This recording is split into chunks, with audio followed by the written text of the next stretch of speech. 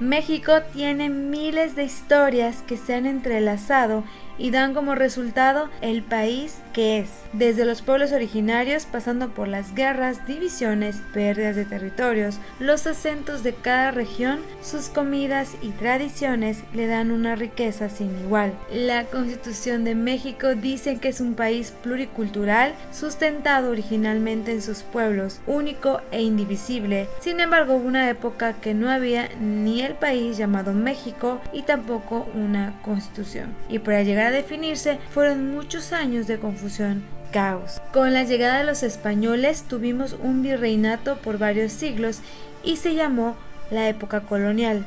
Luego llegó la independencia de la Nueva España en 1821 y dio inicio a la primera forma de gobierno. Se llamó el Primer Imperio Mexicano, siendo muy breve, que duró de 1821 a 1823, el cual tenemos un video donde hablamos de quién es Agustín Iturbide, emperador de México. Con la caída del imperio comienza la discusión para decidir entre el federalismo y el centralismo. ¿Cuál es la forma de gobierno más conveniente para nosotros? El federalismo proviene del latín y significa pacto. El federalismo es un acuerdo de unión entre varias entidades territoriales llamadas estados que delegan parte de su autonomía a un organismo general llamado Estado. Los estados se conservan su soberanía, leyes y autoridades propias. Así que tuvimos una primera república federalista que duró de 1824 al 36, que mantuvo muchas cosas de la colonia, siendo su primer presidente Guadalupe Victoria. En ese tipo de gobierno también existía la figura del vicepresidente, que solo ejercía funciones cuando el presidente estaba impedido. Mantenían su poder los militares y la iglesia. Por las leyes liberales hubieron planes en contra del gobierno, por lo que se caracterizó con violencia y anarquía. Se buscó terminar lo que apenas dio inicio. Con el caos inició una época que se llamó República Centralista, que duró entre 1836 a 1847, la cual no acabó con la anarquía y confusión del país.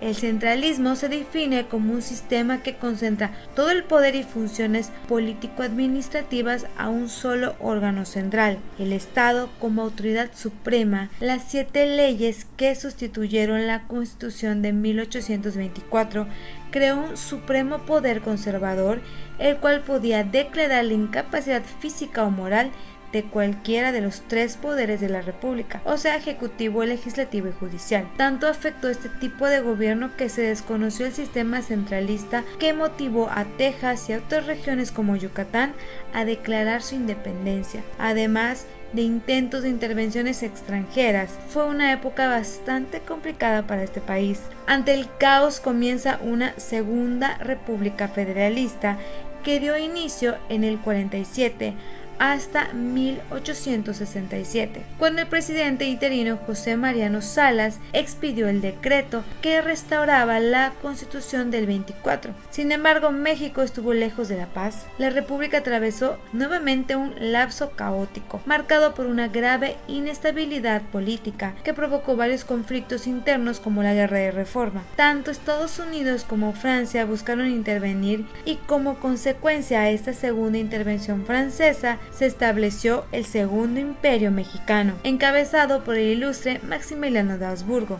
El Segundo Imperio de Maximiliano duró del 1863 a 1867. Un grupo de conservadores le hicieron creer al príncipe Maximiliano, archiduque de Austria, que los mexicanos querían que venga a gobernar, pensando que los apoyaría en sus propósitos, a quienes evidentemente no les vino nada en gracia la forma de pensar liberal del europeo, quien instaló una monarquía moderada hereditaria. Esto tuvo un final trágico con el fusilamiento del emperador, justificando la ejecución como un acto simbólico a nivel mundial sobre el respeto a la soberanía y a la afirmación del nacionalismo mexicano. Pero nadie habla del reconocimiento a su labor a favor de las libertades de los ciudadanos, que no fue poco considerando las épocas en las cuales él intentaba hacer estos cambios. México sufrió la Guerra de Reforma y en 1867 llegamos a un nuevo federalismo, República restaurada. Con este federalismo llegó el Porfiriato y después de 30 años de un gobierno prácticamente dictador, llegamos a la Revolución.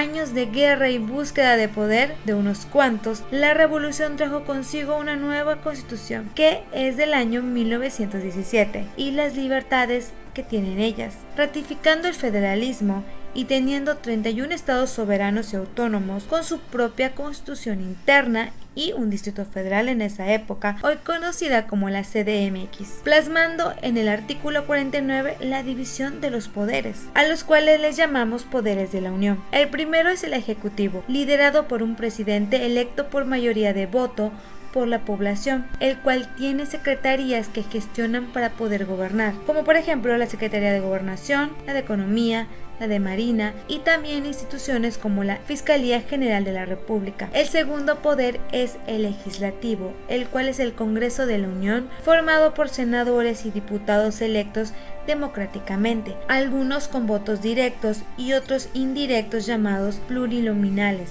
El tercer poder, y no menos importante, es el Poder Judicial. Este está dirigido por la Suprema Corte de Justicia de la Nación, con jueces y tribunales federales por todo el país, quienes ejercen la función de impartir justicia apegada a la Constitución y a las leyes que de ella emanen, buscando proteger al ciudadano de arbitrariedades del mismo Estado. Ningún poder es más o mejor que el otro. Cada uno ejerce diferentes actividades en su ámbito. Cada estado de la República también tiene su propia división de poderes. Ejecutivo es el gobernador, legislativo el Congreso estatal y el judicial son los jueces estatales o de primera instancia. También tienen una constitución y sus leyes propias, y cada municipio tiene un llamado presidente municipal que trabaja en conjunto con sus cabildos. Esta división es parte del equilibrio perfecto que debe existir en el Estado. Como un país democrático, cada uno se necesita para existir, con adecuada mesura en la distribución del poder y que no caiga en un solo poder el mando. Lo que se intenta lograr es un equilibrio y armonía de fuerzas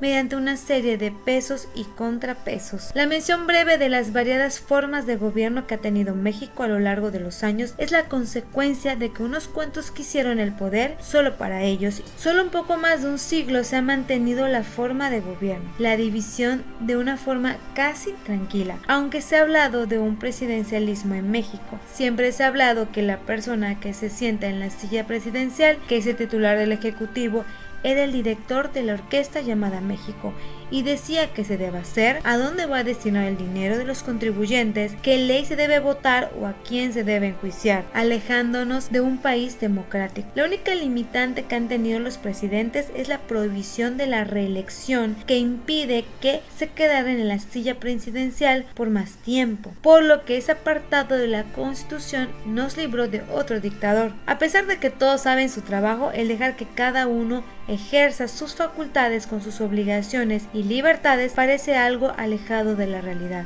Ojalá nos hayamos alejado de esos espacios donde la democracia no existía y el temor a ser callado se ha quedado en un lugar lejano de nuestro territorio. Cada poder tiene su trabajo a desempeñar, pero también siempre existe el otro haciendo un contrapeso, si esas decisiones son arbitrarias o si están en contra de la población, buscando así una anhelada paz para todos y que el poder sea dividido para que no sea de un tirano. Ojalá te haya gustado este breve resumen de las formas de gobierno en México. No te olvides de darle like y suscribirse. Esto fue una historia para contar. Adiós.